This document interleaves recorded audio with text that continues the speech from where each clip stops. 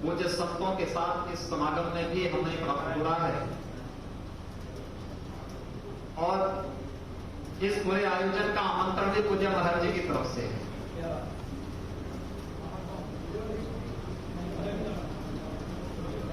स्वाभाविक रूप से एक अद्भुत क्षण हम सबके सामने होगा और मैं चाहूंगा कि एक तो स्वच्छता का था अयोध्या में, जहां कहीं आश्रम है, मठ है, मंदिर है, गली है, मोहल्ला है, नाली है, सड़क है, खरपतवार भी नहीं रहेगा, गंदगी भी नहीं रहेगी, स्वच्छता का अभियान पूरे अभियान के साथ हमें चलाना है। जनप्रतिनिधि हमारे हैं, माननीय सांसद जी हैं, माननीय विधायकगण हैं, महापौर जी हैं, पार्षदगण होंगे, प्रशासन है। स्वच्छता का विशेष अभियान कल से प्रारंभ कर दे और 3 अगस्त तक पूरी अयोध्या में यह अभियान हमारा इस रूप में चले कि हर एक को लगना चाहिए कि जैसे दीपावली के पहले हम स्वच्छता का अभियान चलाते हैं, साफ सफाई का अभियान चलाते हैं, ये हम सब के लिए। देखिए मैंने कहा ना, हम सब सबसे सौभाग्यशाली पीढ़ी है। बलिदान अनगिनत हुए, लाखों लोगों ने बलिदान दिया, लेकिन शुभ मुहूर्त देखने का सौभाग्य हम सबको प्राप्त हो रहा है। इससे बड़ा सौभाग्य क्या हो सकता है किसी का? और ये सौभाग्य अगर हमें प्राप्त हो रहा है तो हम सब इस अवसर पर स्वच्छता के इस अभियान को विशेष रूप से देखें, पूरे अभियान के साथ हम इसको जोड़ेंगे। जहां थोड़ा काई हो वहां चूना की पुताई हो जाए, जनप्रतिनिधि करेंगे, प्रशासन भी करेगा, हमारे पूज्य संतगण भी अपने मठ मंदिरों में पुताई की व्यवस्था ठीक ठाक करा दे। मैं भी कार्यशाला देख करके आया था, माननीय चंपत जी ने, और यहाँ पर सभी आपने देखा होगा जितने पत्थर 1990 से तरासे जा रहे थे उन सब की भी पुताई लगाई का काम बहुत अच्छे ढंग से संपन्न हो रहा है। देखना चाहिए कोई अच्छा कार्य हो रहा है। 100 मुहूर्त के लिए हम सब एकत्र हो रहे हैं।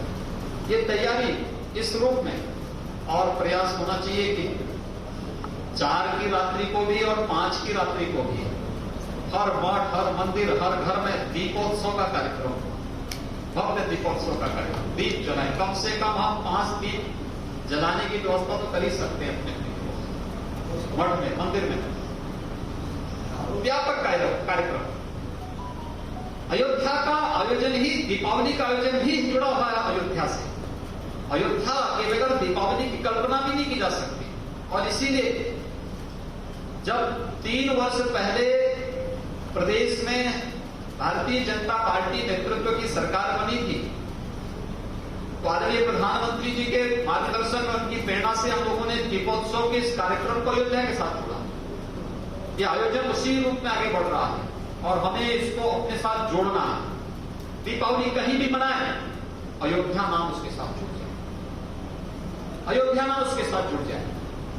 कौन क्या कर रहा है इसमें बहुत ज्यादा परवाह नहीं करना, किसी का खंडन मंडन में विश्वास नहीं करना, कुछ नहीं। ये हमारा कार्य जो हमें आगे बढ़ना है, एक सकारात्मक सोच के साथ हमें आगे बढ़ना है और उस कार्यक्रम के माध्यम से देश और दुनिया के सामने अयोध्या को उस रूप में प्रस्तुत कर देना है जिसकी हकदार अयोध्या थी।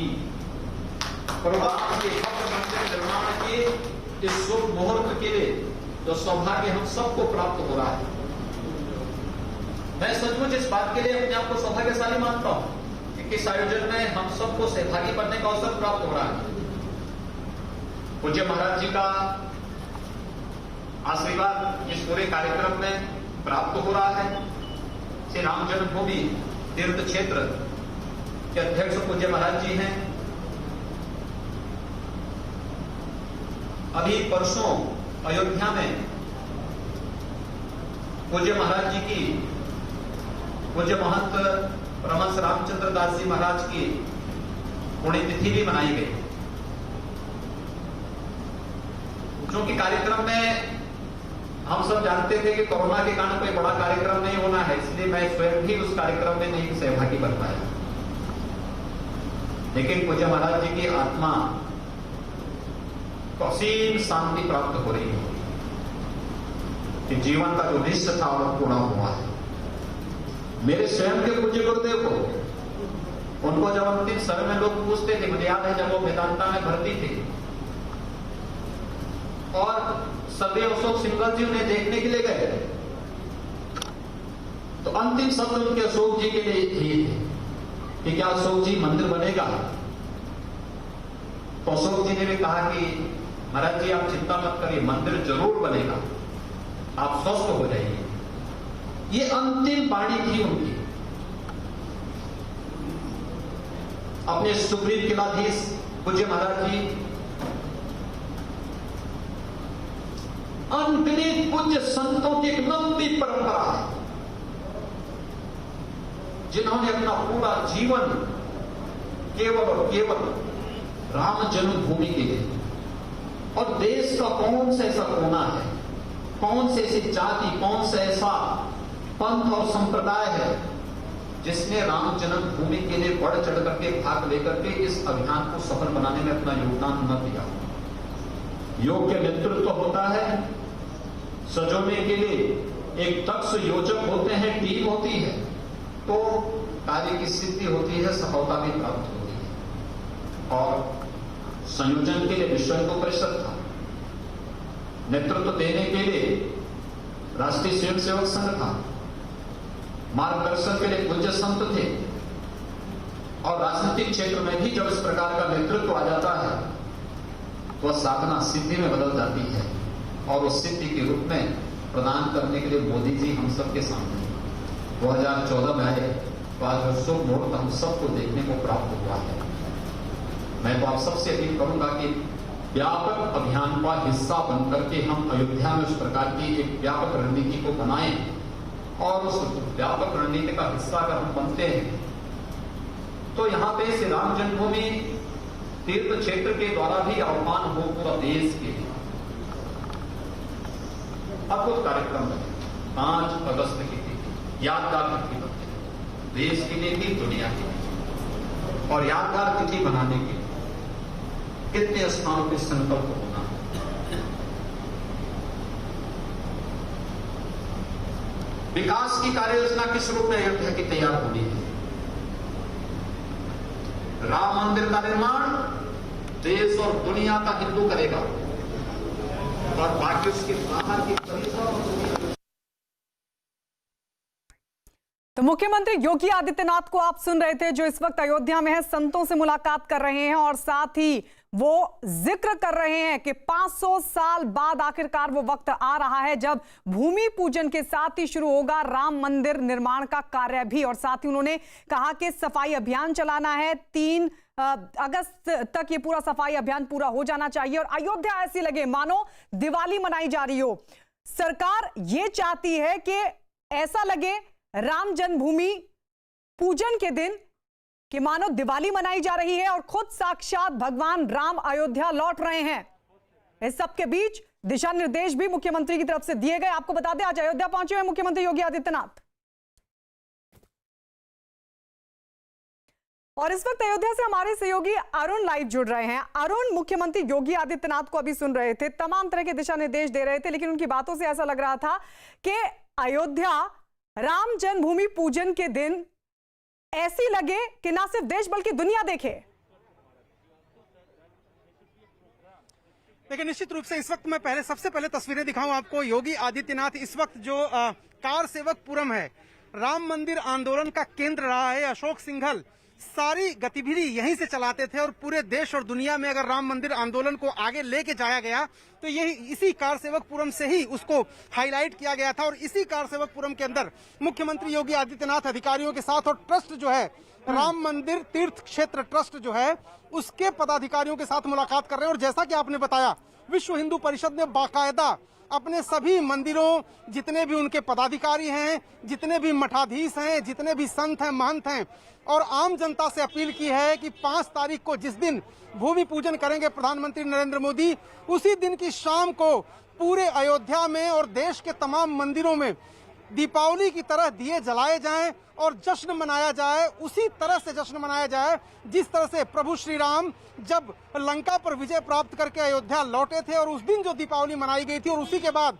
आज तक दीपावली मनाई जाती है, कुछ उसी तरह का समा बधे, कुछ उसी तरह का पूरा जो ये दृश्य है वो सबके सामने उपस्थित हो। उसके पीछे एक वजह यह है कि ये जो विवाद है, कुछ दशकों से इस विवाद में तेजी आई थी, लेकिन सदियों पुराना विवाद ये है, और अब जब ये सुलझ गया सुप्रीम कोर्ट के फैसले के बाद और भव्य और दिव्य मंदिर बनाने का रास्ता साफ हो गया और भूमि पूजन हो जाएगा, उस दिन को ऐतिहासिक बनाने में कोई कोर कसर नहीं छोड़ना चाहती न तो उत्तर प्रदेश सरकार और न ही राम मंदिर आंदोलन से जुड़ा हुआ ये जो कार सेवक पुरम का में रहने वाले लोग हैं, यानी विश्व हिंदू परिषद के पदाधिकारी।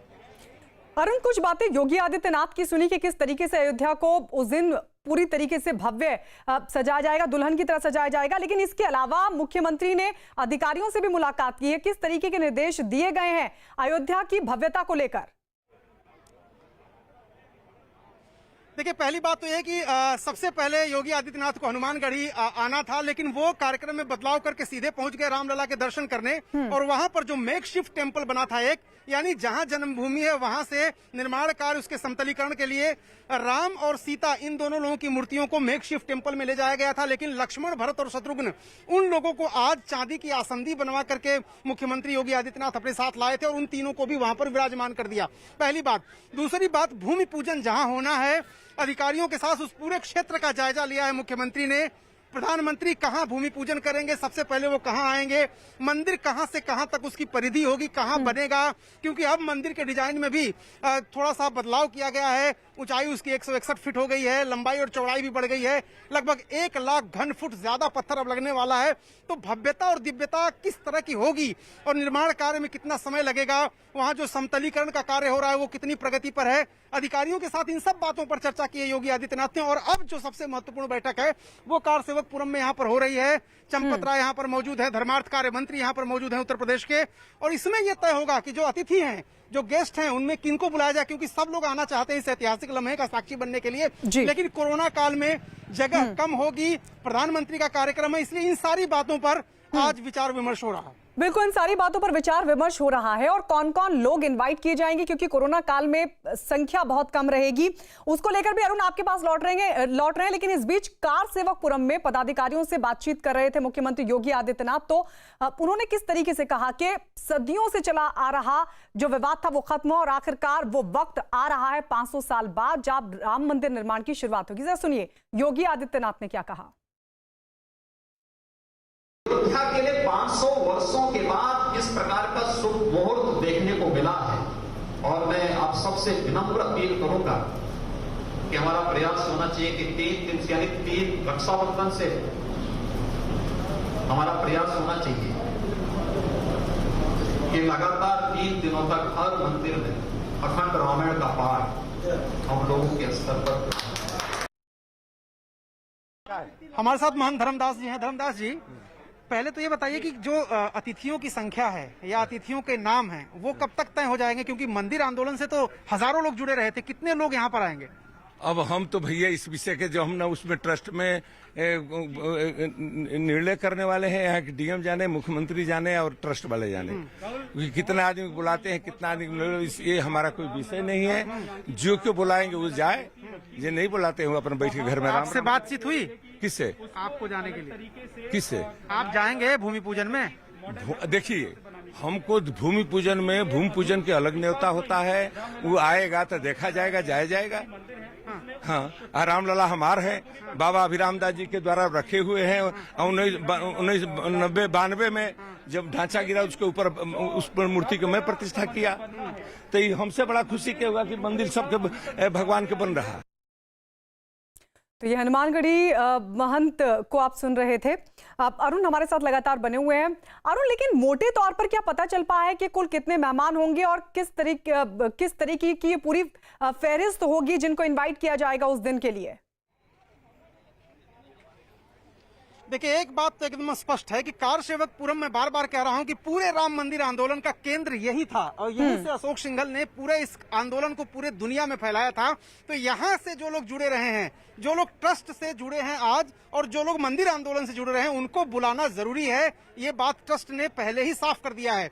वो लोग जरूर आएंगे, क्योंकि राम मंदिर आंदोलन को लेकर आपने देखा कितनी बार लाठियां खाई, लोगों ने गोलियां खाई यहाँ पर। तो उनके बलिदान, उनकी शहादत को देखते हुए, उन लोगों के सेंटिमेंट का ख्याल रखते हुए, उसका सम्मान करते हुए ट्रस्ट की तरफ से ये कहा गया कि जो लोग जुड़े हुए थे इस आंदोलन से उनको बुलाया जाएगा। सिर्फ संख्या की दिक्कत है, क्योंकि प्रधानमंत्री का कार्यक्रम, एक तो अयोध्या की सुरक्षा वैसे ही बहुत चाक चौबंद रहती है और प्रधानमंत्री मुख्यमंत्री रहेंगे, तो उस बीच गेस्ट कितने हों, अतिथि कितने हों, बस इसी पर विवाद है। विवाद इसलिए है क्योंकि हर कोई चाहता है कि वो उस ऐतिहासिक पल का साक्षी बने। जैसा खुद योगी आदित्यनाथ ने कहा कि सदियों के विवाद के बाद जब ये राम जन्मभूमि की जमीन मुक्त हुई है, अदालत के फैसले से ही सही। बिल्कुल अरुण, लौटते रहेंगे आपके पास अपडेट के लिए। तो मुख्यमंत्री योगी आदित्यनाथ फिलहाल कार सेवकपुरम में है, जहां से पूरा आंदोलन चला था, और अब आखिरकार वो वक्त आ गया है 5 अगस्त को जब राम जन्मभूमि पूजन होगा। लेकिन उसकी तैयारियों को लेकर मुख्यमंत्री योगी आदित्यनाथ फिलहाल ट्रस्ट के जो पदाधिकारी हैं उनके साथ बैठक कर रहे हैं। अधिकारियों के साथ भी उन्होंने बातचीत की, मुलाकात की और जरूरी दिशा निर्देश दिए।